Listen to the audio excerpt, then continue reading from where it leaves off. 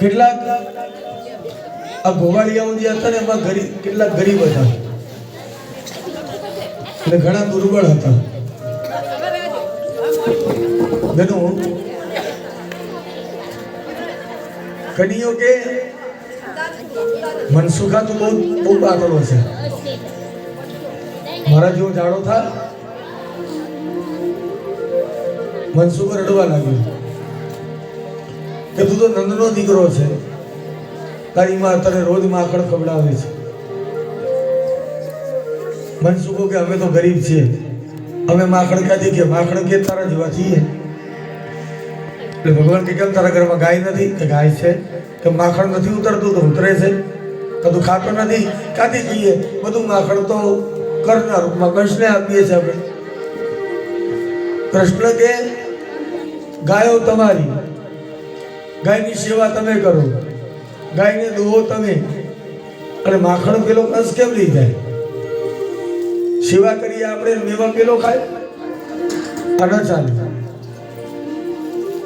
ભગવાન કે જો એને માખણ જોઈતું હોય તો રોજ ગાયની સેવા એ જાતે કરે. કંસ આપણી ગાયનું માખણ એને કેમ મળે? ભગવાન કે હું હવે ગોકુળનું માખણ ગોકુળની બહાર જવા દઈશ નહીં, તમને બધાને ખવડાવીશ. ગામમાં રહેવું જોઈએ, બહાર ના જવું જોઈએ.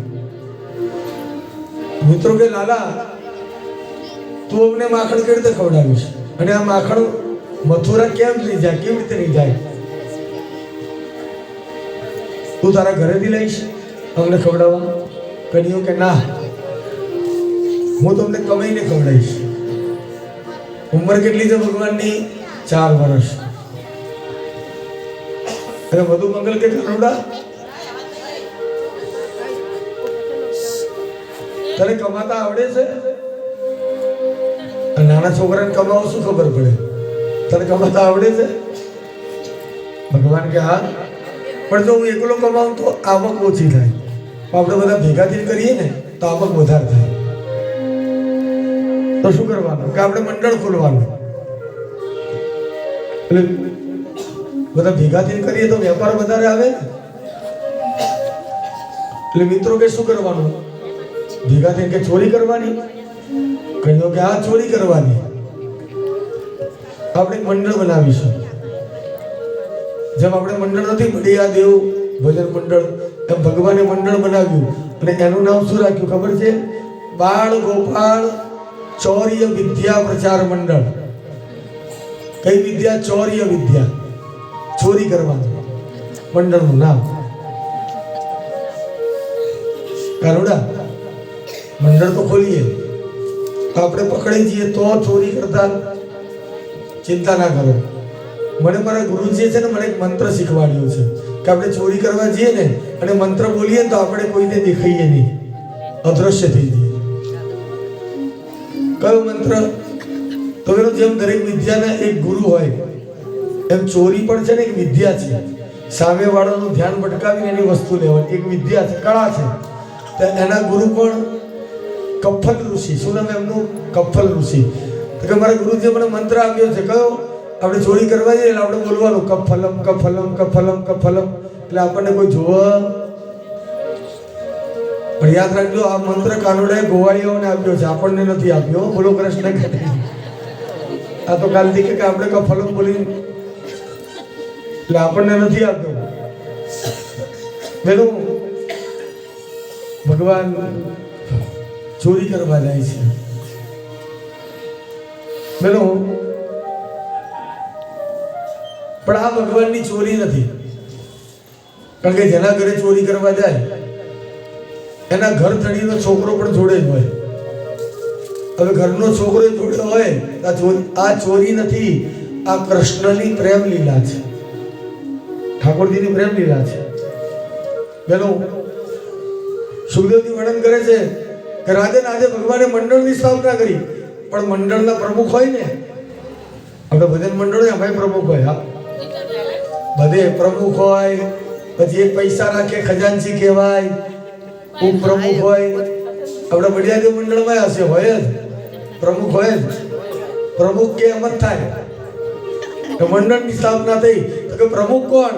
તો કનીઓ કે મંડળ કોણે બનાવ્યું? ખારોડા તે. તો પછી પ્રમુખ કોણ હોય? હું જ.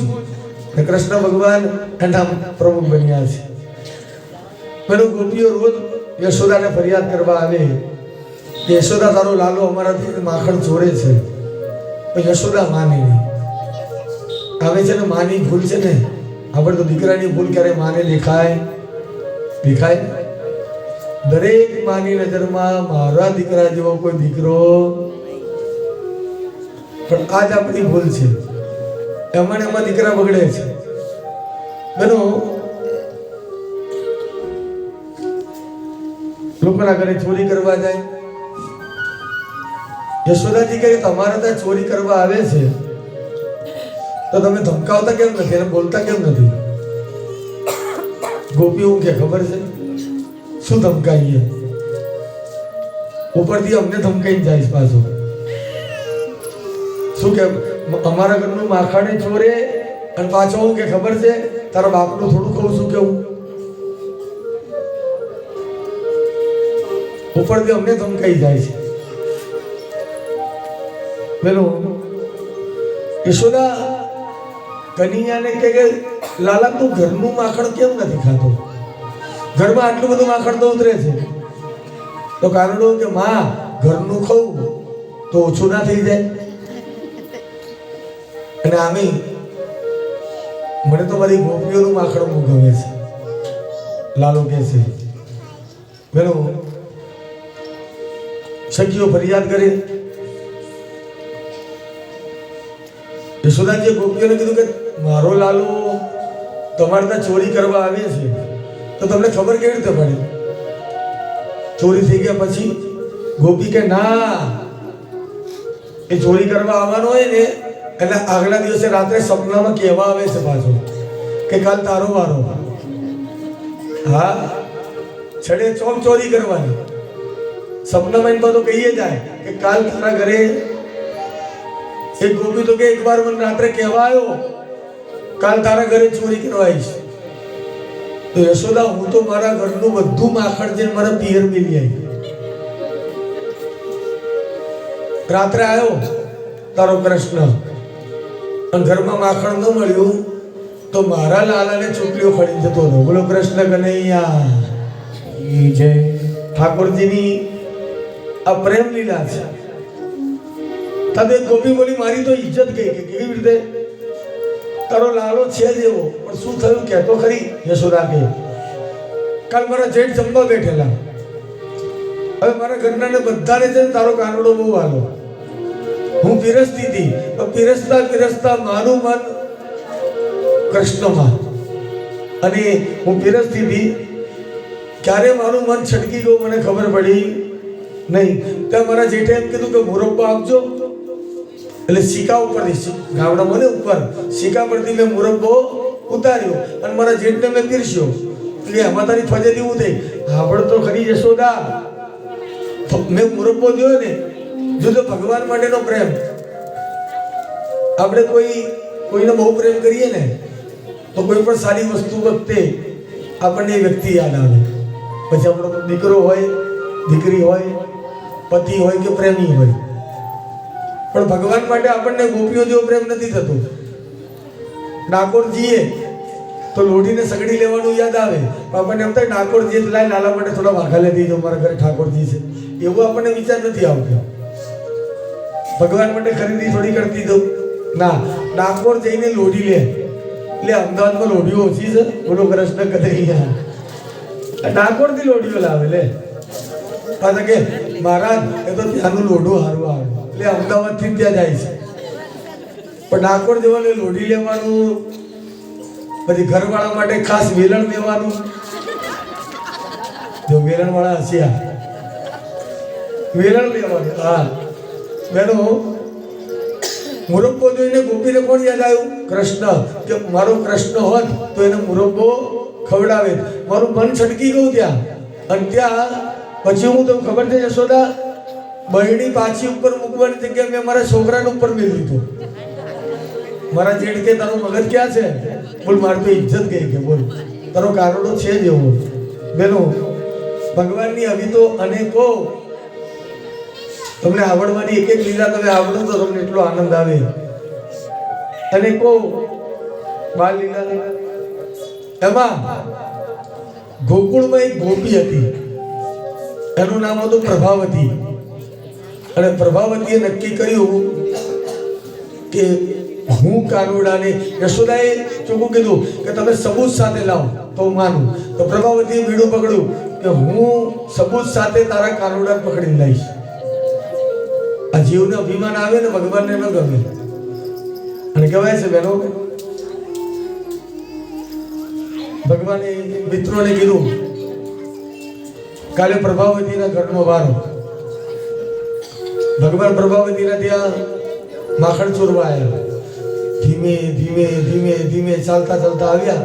પ્રભાવતી છે ને ખાટલા નીચે અંતાઈ ગઈ કે માખણ ગાડીને ખાય એટલે પકડું. ગોવાળિયા એકની ઉપર એક ચડ્યા અને સૌથી ઉપર ચડ્યો રાધા રણછોડ. અને ઉપર ચડી અને માખણ ઉતાર્યું. ભગવાને ઉતારી કૃષ્ણ માખણ લઈ અને પહેલા ગોવાળિયાઓને ખવડાવ્યું. એટલે ગોવાળિયાઓ કે લાલા તું તો ખા. લાલુ કે હું તો ખાઉં છું, તમે ખાઓ. ઈશ્વર છે બહેનો, ઈશ્વર ભગવાન ભક્તને જમાડ્યા વગર જમે ક્યાંથી? બધાને માખણ ખવડાવે.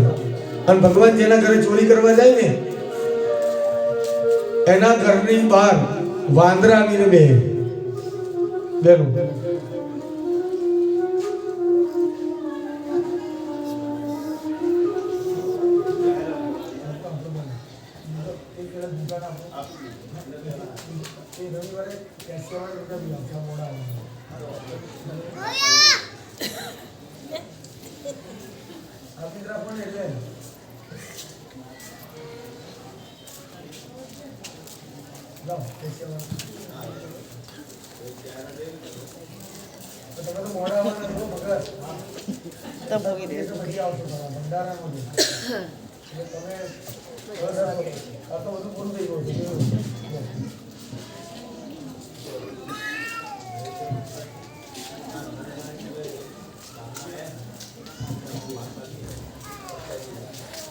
અચ્છા, અહીંયા જે